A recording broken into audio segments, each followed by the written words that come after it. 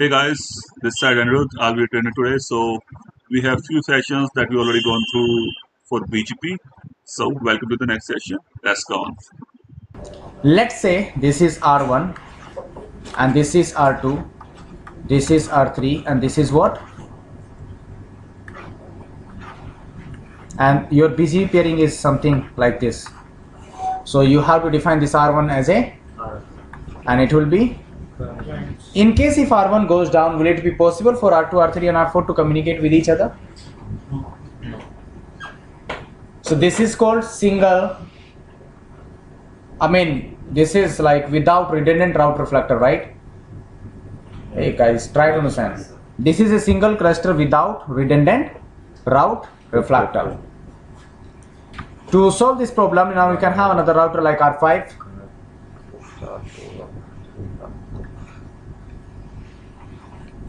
Even you can also form IBGP pairing with between R1 and R5. Now you can define R1 and R5 both of them as route reflector. For R5 also configure R2 as client, R3 as client, R4 as a client. Now in case if one route reflector goes down, another will be in use. But remember, on both routers configure common cluster IDs. Configure, then it will be known as single cluster. In a single, see what is the meaning by single cluster? Means that where you will be having only one cluster ID. So if you do not configure common cluster IDs onto R1 and R5, if R1 is giving any information to R5, R5 will accept it. And if R5 is giving any information to R1, then also it will accept it. However, if R2 is giving anything to R1, R1 will give it to R5, R5 will give it back to R2, but R2 will discard it because R2 will get its own originator ID onto received prefix. There will not be any loop even if you do not configure common cluster IDs onto both route reflectors. But it is always recommended that if you are talking about a single cluster with redundant route reflector, then on both route reflectors configure common cluster ID. So what does it mean? If you are having common cluster IDs, let's say here 1 1 1 1 and here also 1 1 1 1 1, if any prefix is given from R2 to R1, let's say route reflector. Now for this R1, this R5 is what? Non-client. Because R1 and R5 are also having IBGP neighborship, but for R1, R5 is what? Non-client. But after receiving an information from one of the client, it can advertise it very easily towards what? Non-client.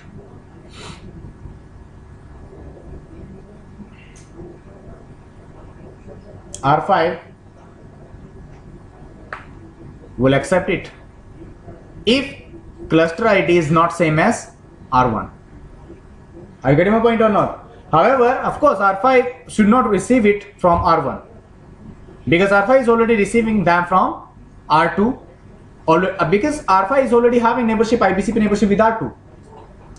So there is no need to receive prefixes from R1 onto R5 and from R5 onto R1. That is why, and here because we are talking about a single cluster. So in a single cluster, if you are having multiple route reflectors, make sure that all of them are having same cluster ID. Then only we can call that, okay, all of them are in a single cluster. Try to understand the definition. We are saying that in a single cluster, we are calling them as a single cluster, right? So in a single cluster, all route reflectors must have common cluster ID. Common cluster ID. Fine. So configure common cluster IDs on R1 and R5, right? So it will be known as single cluster. But remember, there can be a problem if you are configuring common cluster IDs onto multiple route reflectors. In case if you are having multiple clusters, like in this way. This time both route reflectors were having pairing, IBGP pairing with same routers, with common routers, right? Like R1 and R5 were having neighborship with R2, R3 and R4. But in case if you are having this kind of network like R1, R2, R3, R4, R5 and what? R6 in this way. Now of course you will require to configure this R1 as a route reflector client, and then also you will require to configure this R4 as a route reflector. It will be client For R1, R4 will be non-client. For R4, R1 will be Non-client. Hello. Yeah. So this time, see, this is one cluster, and this is Another. another cluster. This is, and if you are having this kind of network now, make sure both route reflectors are having different cluster IDs, because if they are having now common cluster IDs, see, now there are two separate clusters, because R1 is having neighborship with different routers and R4 is having neighborship with different routers. So in this manner, it is mandatory that R1 and R4, both of them must have different cluster IDs. Because if they are having same cluster ID, now what will happen that if R2 is giving an information to R1, R1 will give it to R4, R4 will discard it, because it will find its own cluster ID available inside cluster list. So if you are having multiple clusters, then make sure that all route reflectors are having different cluster IDs. If you are having a single cluster, then make sure that all route reflectors are having same cluster ID. So I hope that you people have understood the uses of originator ID and cluster IDs. So these two new attributes will take place or will be responsible to prevent your BGP from routing loops after breaking IBGP rule. This is all about route reflectors, or this is advanced route reflection. Fine guys, so in this way you can understand this route reflector.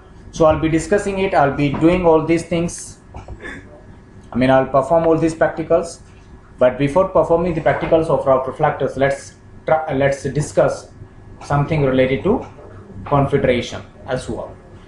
See, the problem is, like, if you are using only route reflectors, then it is not much scalable. It is not much scalable as well as reliable too. This route reflector in a enterprise network, in a large network, that's the problem with route reflectors. Like, you will require to configure so many route reflectors. Are you getting my point or not? You will require to configure a lot of route reflectors. So to reduce the requirement of route reflectors, see, I'm not saying that I will not use route reflectors. Actually, in industries we use route reflectors along with configuration. We will be using the combination of both of them, configuration as well as route reflectors. So basically, configuration came just to reduce total number of route reflectors in your AS. Like in a single AS, if you are having like a huge number of routers, like 200 or more than 200 or 100 routers, like 100 routers, then of course you will require to configure so many route reflectors.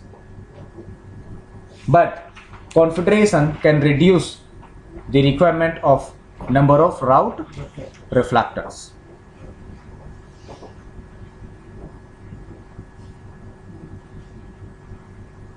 Understood?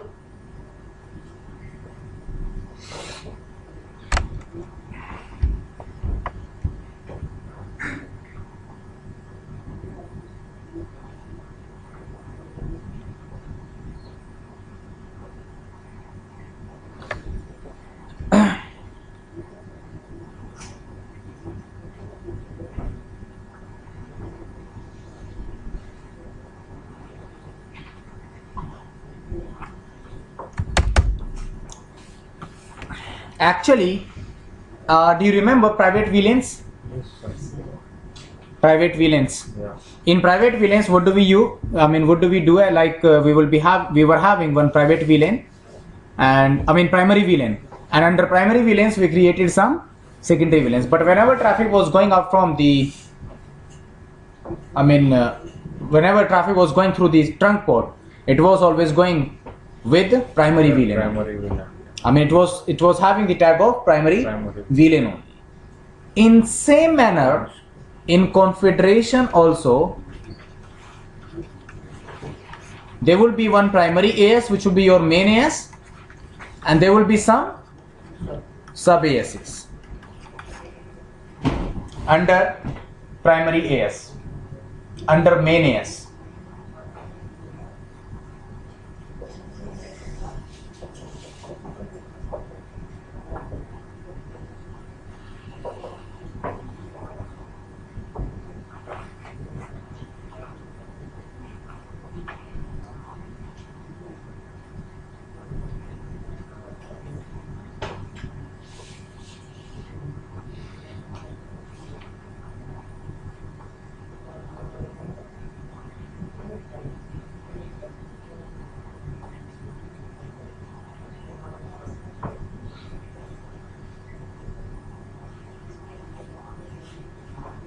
right? So let's say this is R1, this is R2, this is R3.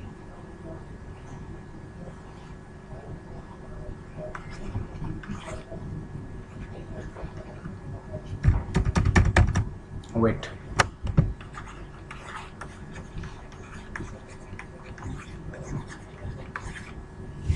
fine. All of them, let's say, are in same AS.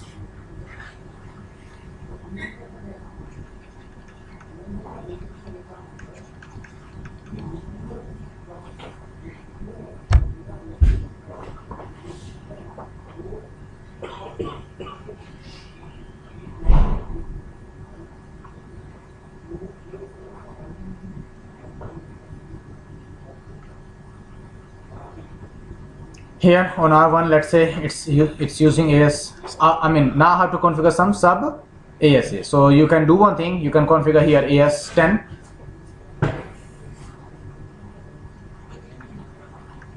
AS10, AS20, and here also AS20. So here it will be intra-confed neighbor. I mean IBGP. Here it will be EBGP, and here it will be IBGP. But see, this is not real EBGP. This is confed EBGP. This, it will be known as confed EBGP. So this confed EBGP have some features of real IBGP neighbor and some features from real EBGP neighbors. It is not completely it does not have completely features of real IBGP or complete features of real EBGP. It has the combination of both of them. I mean, this confed EBGP neighbor or this peering have some features of IBGP and have some features of real EBGP. Like, you can advertise your prefixes to your confed EBGP without any problem. This feature was taken from real EBGP, but it will carry local preference for confed EBGP. This feature taken from IBGP. Next hop will not get changed. This feature also came from real IBGP. Hey, if you are giving an update to your real EBGP, then it is mandatory to update its next hop address. But if you are giving an update to your confed EBGP, then next hop will not get changed. That is why I said that this confed EBGP will be having some properties of real IBGP neighbor and some properties of real EBGP neighbor. So is it required over there now to configure route reflector? Of course not, because R1 can easily advertise any prefix information to R2. Then R2 is having EBGP neighborship with R3, so it can pass it towards R3, and then because R3 is received from EBGP, can give it to IBGP towards R4. So there will not be any requirement of configuring route reflectors, right? Remember that within primary AS, these sub ASs will always be prepended in outgoing updates. Like whenever prefix will across sub AS10, its information will be appended, or you can say will be added into your outgoing BGP updates. But whenever prefixes will go out from their primary AS, I mean real EBGP neighbor, let's say this is ISP, so they will go with AS 65500 only. There will not be any information of sub ASs whenever it will transmit an update towards real EBGP neighbor. There will not be. I'm writing. What? You said there will not be.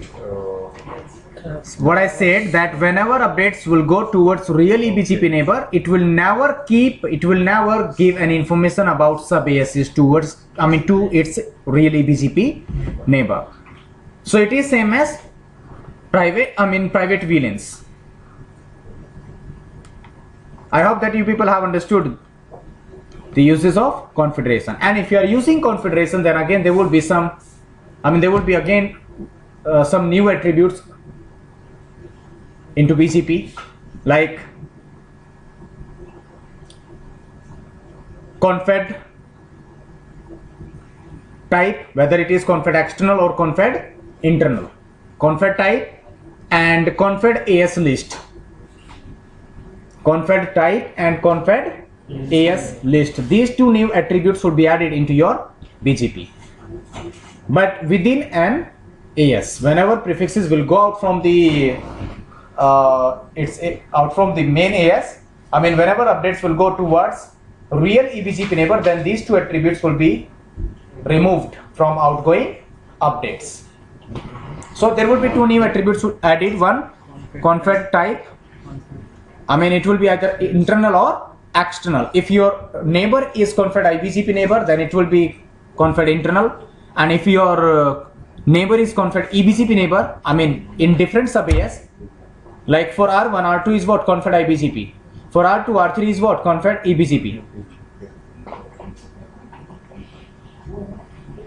So confed type and confed AS list.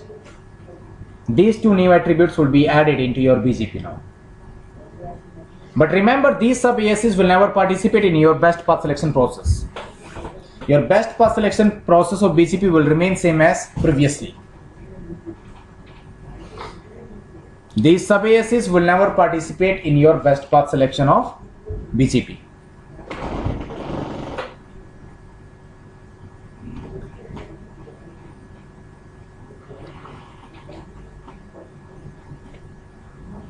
Understood? So this is that how configuration works. Along with configuration, you can also use route reflectors, like in this way. For an example, this is ISP 1 and this is what? ISP 2. It is connected with R1. You understand? And let's say this is R1. Then it is connected with R2, with R3, as well as with R4. This R1. And then further this R4 is connected with R5, R6, R7 and R8. And R6 is further connected with ISP2. So what can we do? I mean this is your main AS. I mean this is your entire diagram. So here let's say that you are using AS65500, but you decided that okay, let's do one thing here. These 4 routers will be in sub AS, tell me 10, and these 4 routers will be in sub AS 20. So updates can go from R4 to R5 very easily, from R5 to R4 very easily. But thing is, R1 will still be required to configure route reflector, because all these 4 routers are in same sub AS. If you do not configure this R1 as a route reflector, then how will it be possible to exchange prefixes in between R2, R3 and R4? So in same manner, R6 will also require to configure route reflector, and all others like R5 will be client, R7 will be client, R8 will be client, R4 will be client, here client, right? So see, even with using configuration as well, you are required to configure route reflector. So basically in live networks, we will be implementing route reflectors and configuration combinedly in this manner.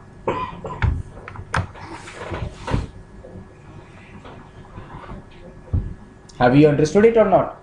Because if you do not configure your route reflector and you have configured only configuration and you used only 2 sub ASs over there, so in that case it will not work fine. It will never work fine actually.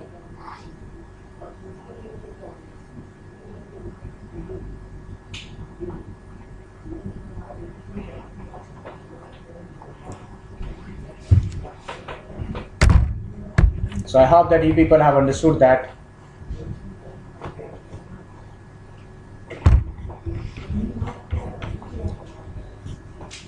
What are the differences in between? confederation and route reflector. So in confederation, I mean, of course, the uses of both of them is same, is common, just to break your IBGP rule, but the functionality is different from each other. Like in route reflectors, you are using this originator ID and cluster list, whereas in confederation you will be using some sub ASs. So there will be concept of confed IBGP or confed EBGP, is not it? So that's the only difference in between route reflectors and confederation. So in confederation you will be using sub ASs, whereas in route reflectors you are not required to use any sub AS. So I will implement all these things now. First of all, I will implement route reflector and then I'll go for confederation.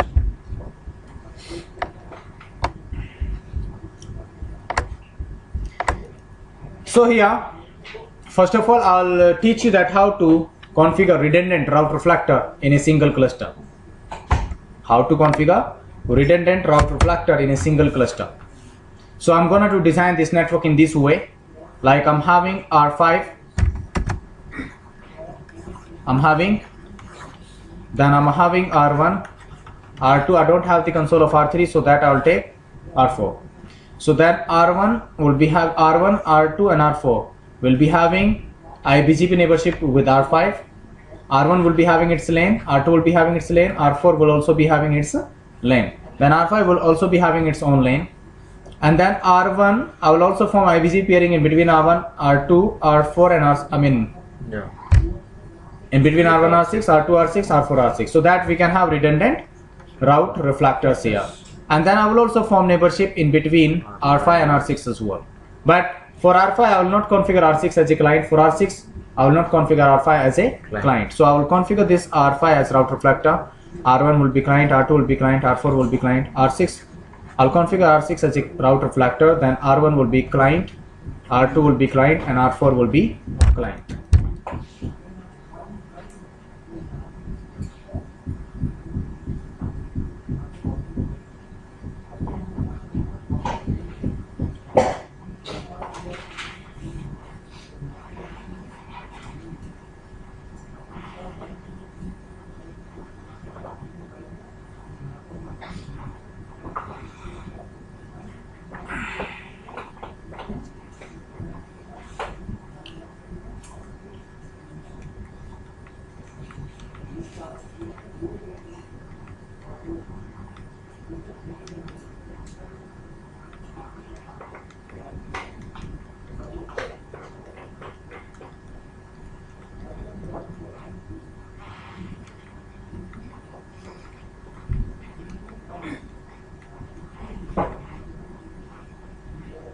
Fine. Let's design this network now. And I'll break neighborship with EBGP neighbors and all, right?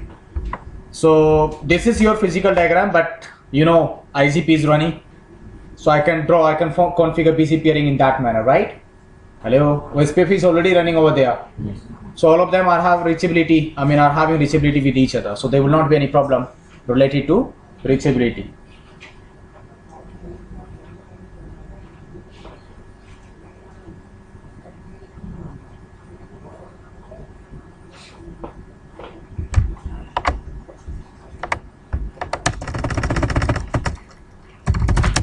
No router BGP 65500. First of all, let me remove it from all of them.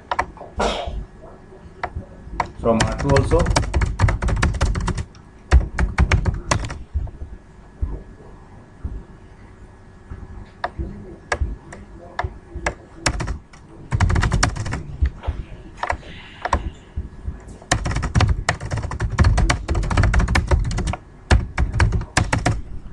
Fine.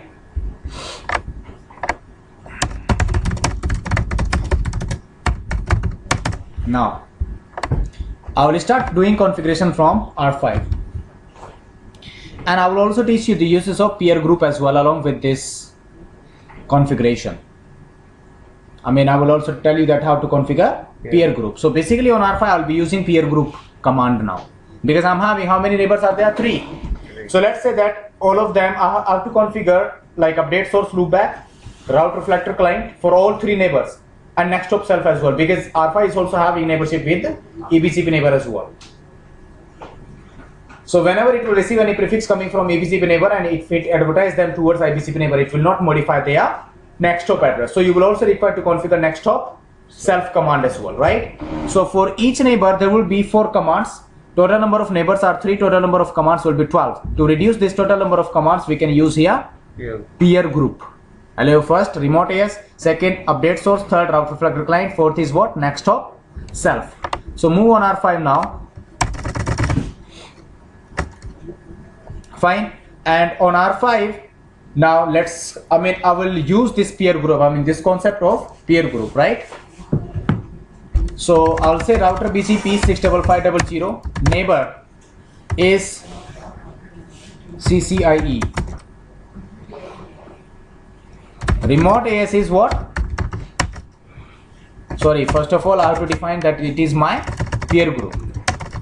So peer group, and then say neighbor CCIE, remote AS is what?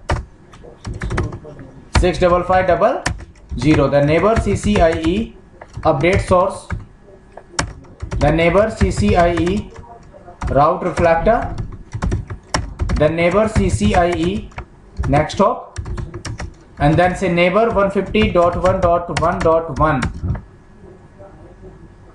Are you getting my point? Is a member of peer group. So all those commands that you configured onto that peer group, within that peer group will be applied for this neighbor automatically. And then say neighbor and then 4.1, because I'm having neighborship with 1, 2 and 4. In same manner you can copy and paste your configuration from R5 to R6 as well, because commands will remain on R6 as well, because R6 is also having neighborship with same routers.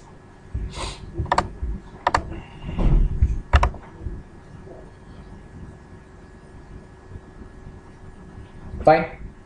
And then let's move on R1 and let's configure this R1 65500, neighbor 150.1.5.1, and it is not mandatory to use peer group on both sides.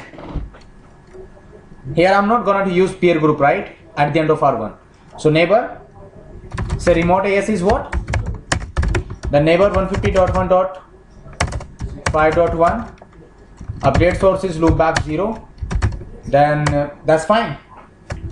Then neighbor 150.1.6.1, remote AS is 65500, and then update source is what? Loopback 0.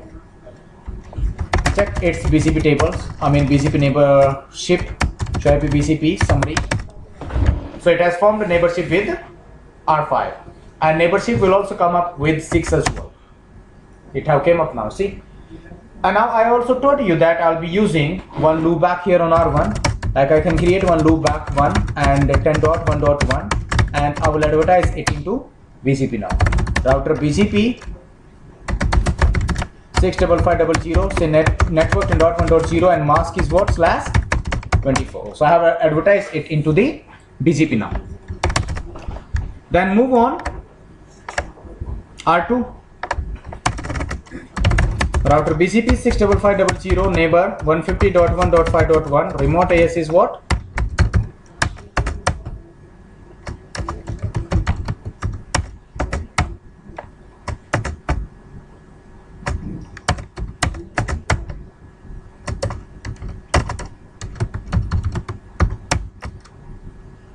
Create one loopback.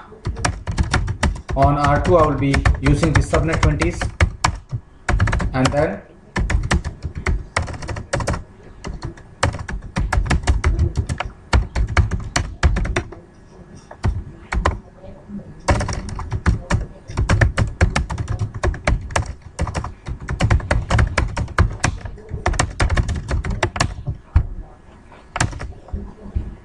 show IP BGP summary, check it out with both of them, right? Then after move on 40, router BGP 65500, neighbor 150.1.5.1 remote AS in same manner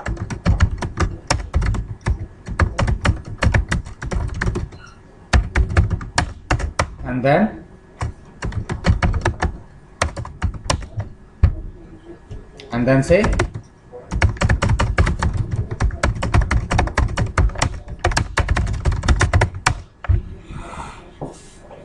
check it out. With R5 neighborship have came up, with R6 also neighborship will come up, and then finally I have to form IBC pairing in between R5 and R6 as well. But this time I will not make this R6 member of peer group. I will define it manually, like neighbor 150.1.6.1 remote AS is 65500, and then update source is what? Loopback 0, interface loopback 1, and here I will be using 50 subnetwork 50.1.1, and then finally advertise it into BGP itself.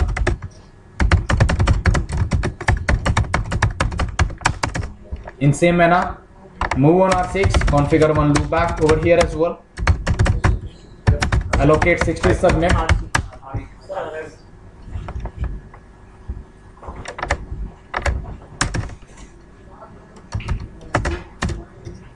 60.1.1, and finally just go to router mode and configure neighborship with R5, and then advertise these 60 prefixes. What? Fine.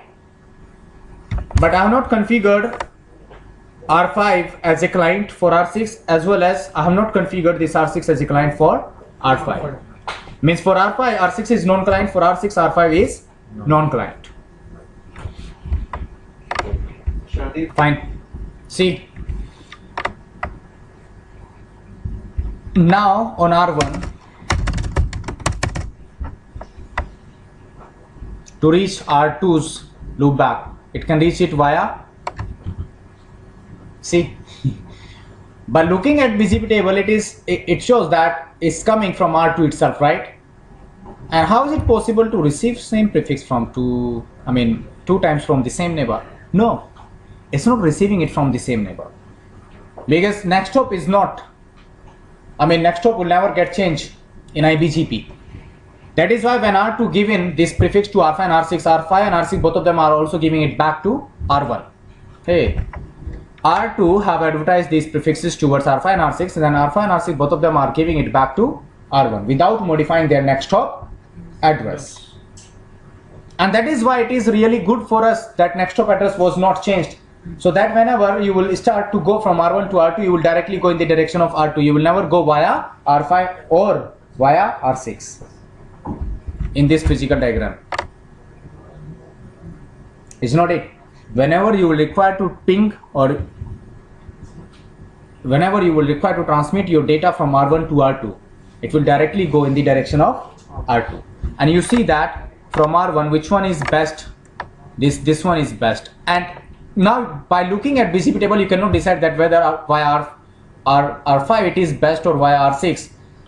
To know that, actually you have to open it in more details, like 20.1.0. check it out. Lower neighbor router ID, this is best, but doesn't matter which one is best, because it has to go through exactly directly. It has to go directly towards R2, because next hop is common via both neighbors, right? Thank you so much, guys, for watching my video. So we'll be coming back with few more videos of the BGP. Please subscribe my channel. That's @ARC_tutorial. Thank you so much, guys. See you in next video.